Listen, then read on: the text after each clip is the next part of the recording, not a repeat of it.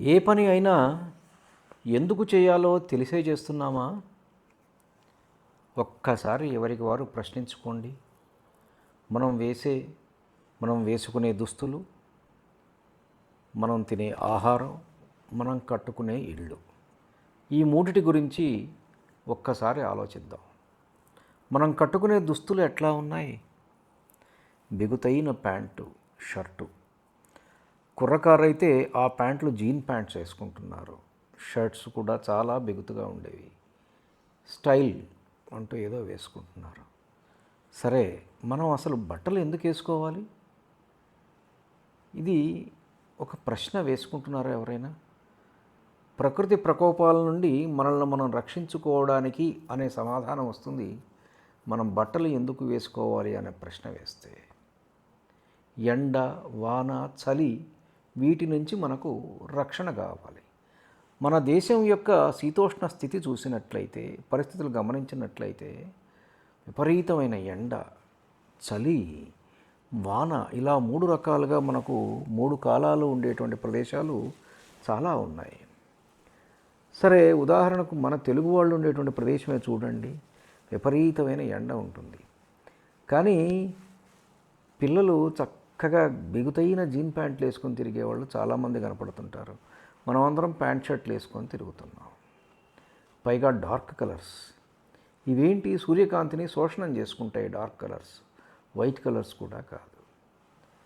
పూర్వం మన పెద్దవాళ్ళు ఏం చేసేవాళ్ళు? చక్కగా తెల్లటి తుండుగుడ్డలు బాగా పొడగ్గా ఉన్నవి తలపాగా చుట్టుకొని బయటకి ఎండలోకి వచ్చేవాళ్ళు.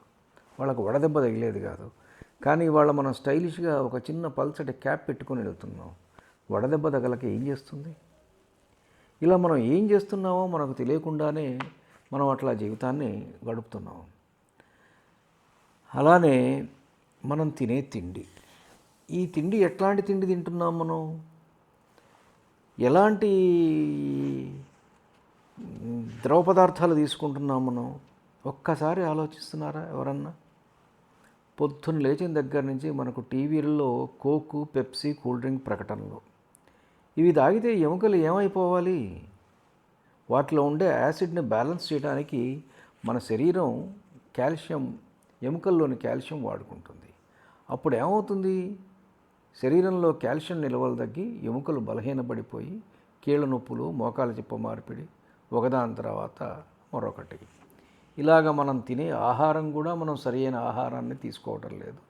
మన ఆహారపు అలవాట్లలో కూడా చాలా మార్పులు వచ్చాయి. పూర్వం మన పెద్దలు తిన్న ఆహారం వేరు, ఇప్పుడు మనం తినేటువంటి వేరు.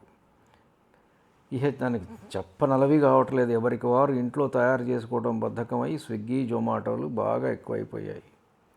ఇంట్లో తయారు చేసుకోవడం కూడా విపరీతమైన వేపుళ్ళు, నూనెల్లో చేసేటువంటివి. రకరకాల వికృతులు పుట్టుకొచ్చాయి మనకు. మనం ఇల్లు కట్టుకుంటున్నాం. ఇల్లు దేంతో కట్టుకుంటున్నాం? సిమెంటు, ఇటుక, స్లాబు, ఐరను, కంకర, సిమెంటు.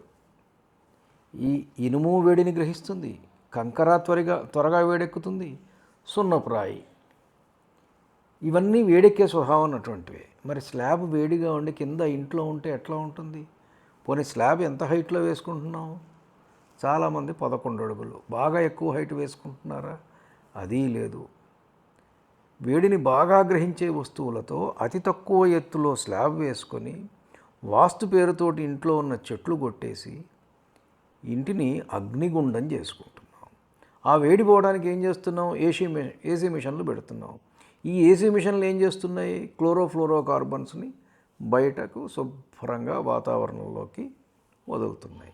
ఈ ఏసీ మిషన్ల వల్ల కూడా గ్లోబల్ వార్మింగ్, టెంపరేచర్ పెరుగుతున్నది కదా. అంటే మనం చేసే పనుల వల్ల ప్రకృతికి హాని చేస్తున్నాం, మనకు మనం హాని చేసుకుంటున్నాం. ఇలా ప్రతిదీ కూడా మనం ఏం చేయాలో తెలియకుండా అన్ని పనులు చేస్తున్నాం. కానీ కొంతమంది వ్యక్తులు ఉంటారు, పండితులు. వాళ్ళు ఎట్లా ఉంటారో తెలుసా? భగవద్గీతలో పరమాత్మ చెప్తున్నాడు, యస్య సర్వే సమారంభాః కామసంకల్పవర్జితాః జ్ఞానాగ్నిదగ్ధకర్మాణం తమాహుః పండితం బుధాహ అంటాడు. ఎవడి కర్మలు కామ సంకల్పములు కావో, ఎవరి కర్మలు జ్ఞానమనే అగ్నిలో కాల్చబడినవో అతడు పండితుడు అనబడును. నువ్వు ఏం చేస్తున్నావో తెలుసుకొని చెయ్యి. అట్లా తెలుసుకొని చేసేవాడే పండితుడు అని చెప్తున్నాడు భగవంతుడు. అంటే మనం ఇప్పుడు అందరం కూడా పండితులం కాదు అనే కదా అర్థం. మనం ఏ పని చేసినా కానీ మనం తెలుసుకోకుండానే చేస్తున్నాం. జస్ట్ అట్లా చేసుకుంటూ వెళ్ళిపోతున్నాం, క్యాజువల్గా చేస్తున్నాం. Casual approach in our life మన లైఫ్ని పూర్తిగా ఆక్రమించింది. తిండి ఎందుకు తింటున్నామో తెలియదు, బట్ట ఎందుకు కట్టుకుంటున్నామో తెలియదు, ఇల్లు ఎందుకు కట్టుకుంటున్నామో, ఇంట్లో ఏ విధంగా ఉండాలో మనకు తెలియదు. ప్రకృతితోటి జీవనం ఎలా చేయాలో, ప్రకృతిలో జీవనం ఎలా చేయాలో మనకు తెలియదు. ఏదీ తెలియకుండా జీవనం గడుపుతున్నాం. ఇలా గడపవద్దు, తెలుసుకొని జీవనం చెయ్యి అని చెప్పి పరమాత్మ చెప్తున్నాడు. ధన్యుణ్ణి. నమస్కారం. మీ ఓటుకూరు జానకి రామారావు.